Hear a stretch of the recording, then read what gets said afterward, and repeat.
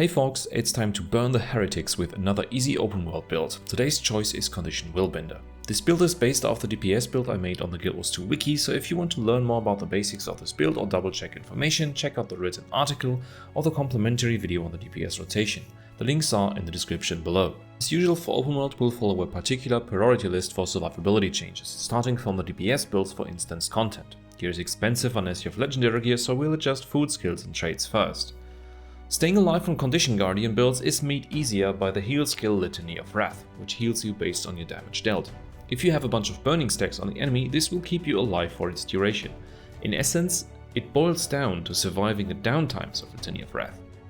Using a scepter on the second weapon bar helps doing that, as it is a good ranged option paired with Torch. This will give you a bit more wiggle room on your positioning, even though you will need to go into melee range to keep rushing Justice up, your most important damage skill. In the case of Condition Guardian builds, we'll kind of violate the no gear change rule. That is because changing the armor to something more survivable on Guardian is very cheap, as you don't have to rely on a lot of Viper pieces to optimize your stats. So the second step to increase survivability on this build is to get an exotic set of Rabbit or Dire armor very cheap.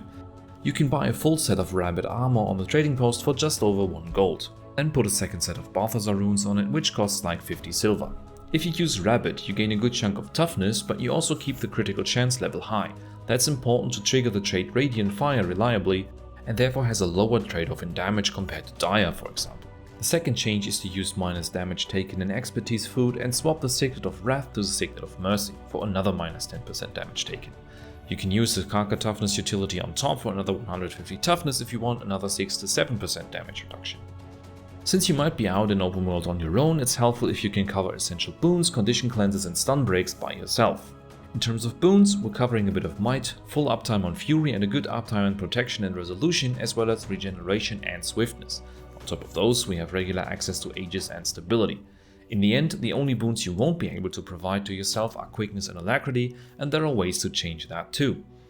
For a good coverage of fury and might, we'll swap to Holy Reckoning and Willbender. You can keep restorative virtues if you prefer, the difference is not that large. The second change to cover fury is to go for Inner Fire in Radiance, which makes you apply fury to yourself whenever you apply enough burning stacks to foes. On top of those, your two symbols will also apply fury on Axe and might on Scepter when you stand inside their range. Covering a good time on protection on Willbender is pretty simple. You gain it on your Virtue 3 Crashing Courage via the trait Inspired Virtue. If you use a Relic of Durability, you will also gain each time you use your heal skill Litany of Wrath. If you then also use the Shout Save yourselves, you'll have it up most of the time. This boon reduces incoming damage by 33%, which is massive.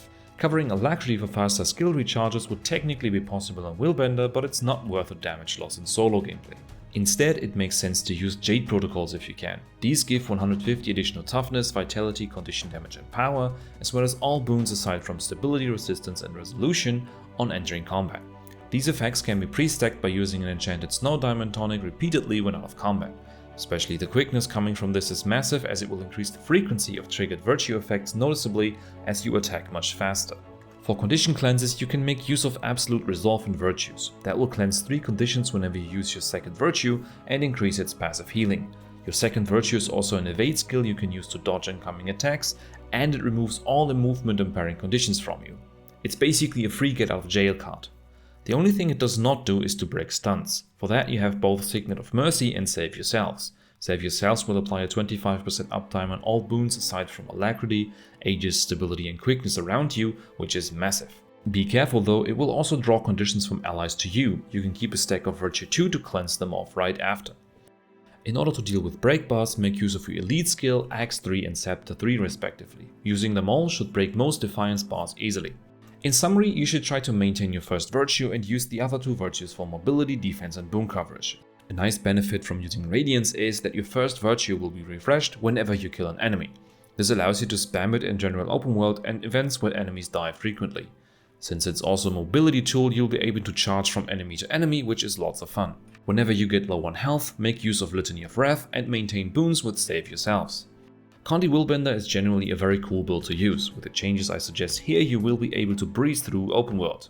That's it for today. Feel free to like and subscribe for the YouTube algorithm. I hope this video was insightful for you and made you want to try Condition Willbender. See you next time and happy burning the heretics.